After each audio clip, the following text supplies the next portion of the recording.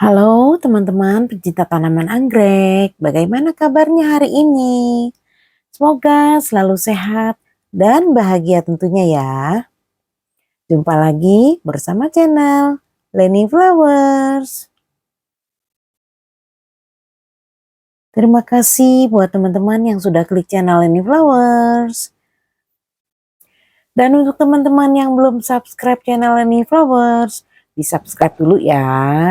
Jangan lupa klik notifikasi loncengnya agar teman-teman tidak ketinggalan info dan video-video menarik dari channel Leni Flowers.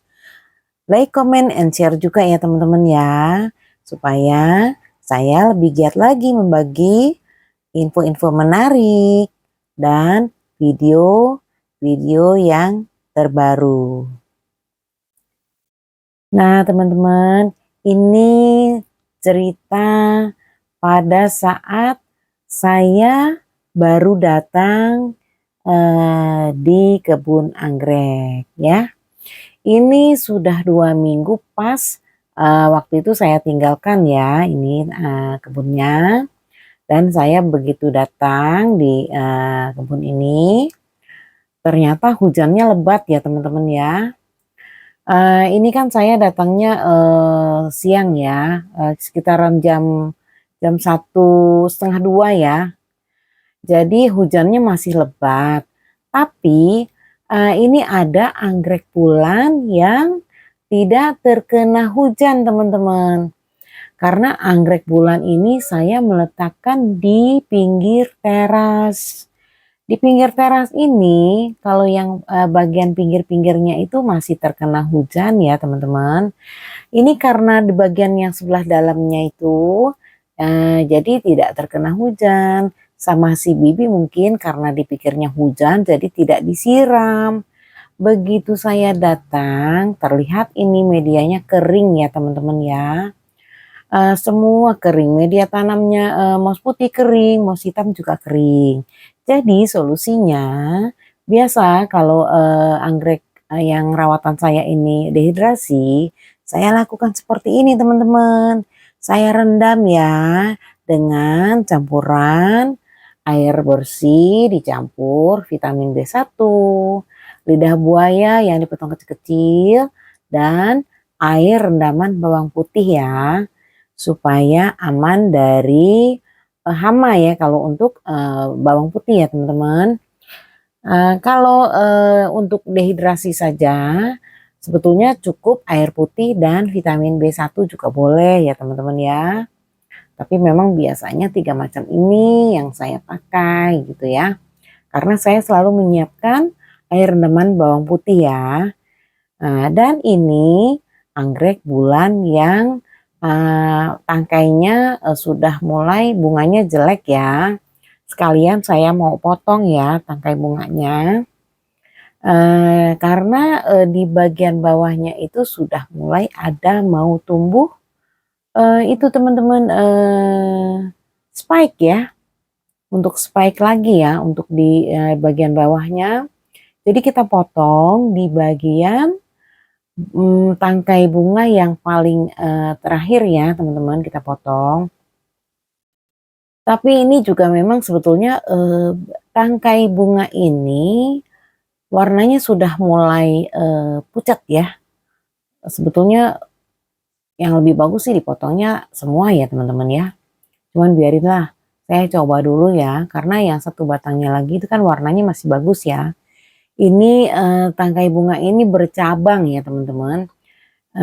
Cabangnya yang baru itu warnanya agak pucat ya.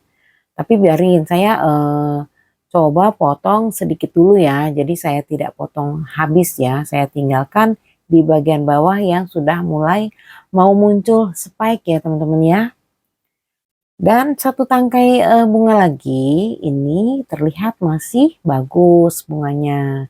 Jadi saya tidak buang ya. Belum saya potong ini bunganya teman-teman. Masih bagus ya. Teman-teman ini kan sekedar berbagi pengalaman. Biasa yang saya lakukan pada anggrek yang dehidrasi ya.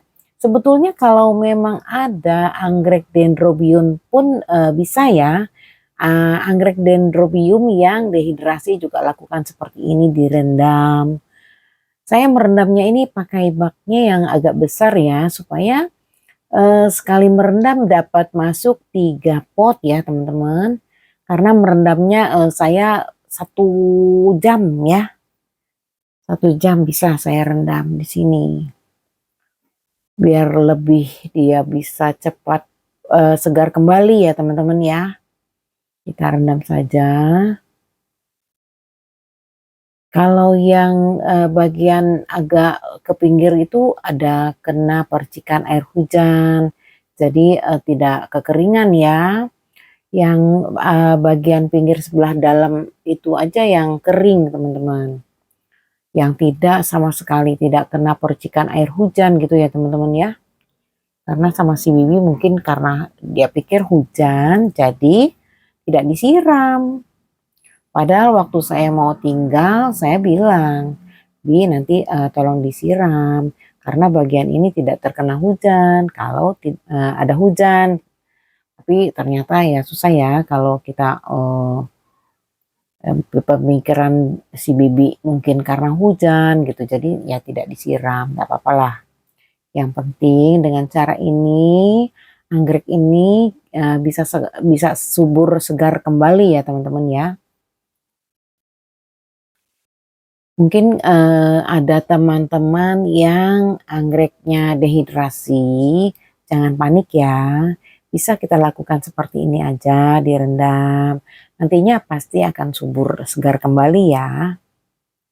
Dan ini sudah saya rendam yang berikutnya ya. Karena sudah saya buatkan air rendamannya, jadi sekalian saya rendam semua teman-teman. Biar sehat semua ya. Kan ini ada kandungan vitamin B1-nya ya.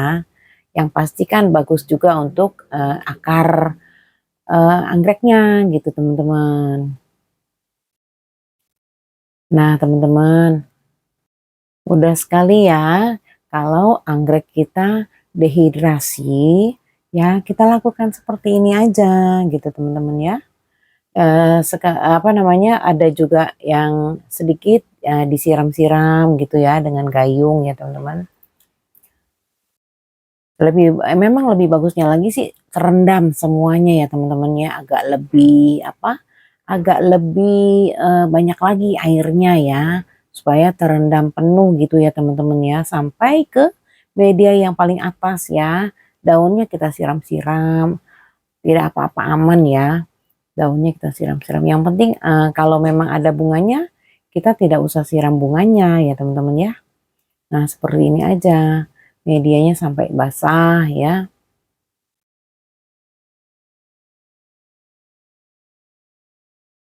Karena saya sudah buatkan air rendamannya, jadinya saya rendam semuanya biar sekalian ya teman-teman ya. Kita ada beberapa pot itu yang sudah mulai ada spike-nya. Sayang ya kalau memang kita tidak rendam sekalian ya teman-teman ya. Kan tidak ada salahnya supaya subur semuanya gitu ya teman-teman. Nah kita sambil siram-siram. Nanti nih sebagian kalau sudah mulai spike-nya panjang, saya akan menempelkan di batang pohon ya teman-teman. Sebetulnya lebih aman di batang pohon itu karena kalau ada hujan tidak kekeringan ya. Jadi saya menempatkan di memang terkena hujan gitu teman-teman. Tapi nggak full juga dengan full sun gitu ya teman-teman ya.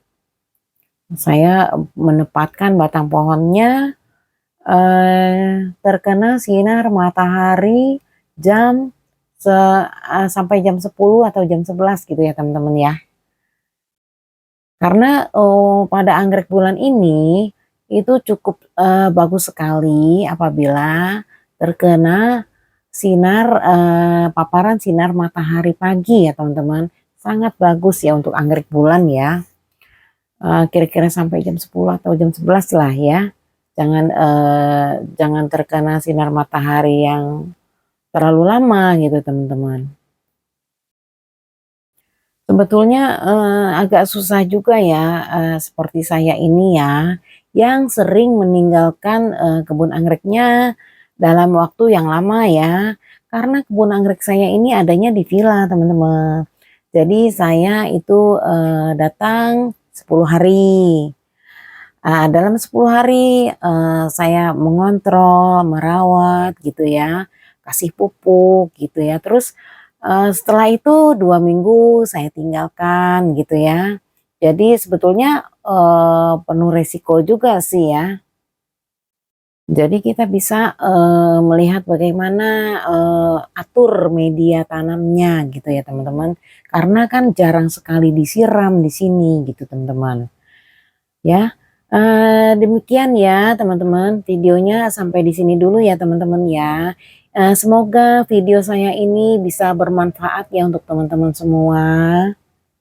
Terima kasih buat teman-teman yang sudah subscribe channel Leni Flowers dan, jangan lupa, like, comment, and share ya. Terima kasih.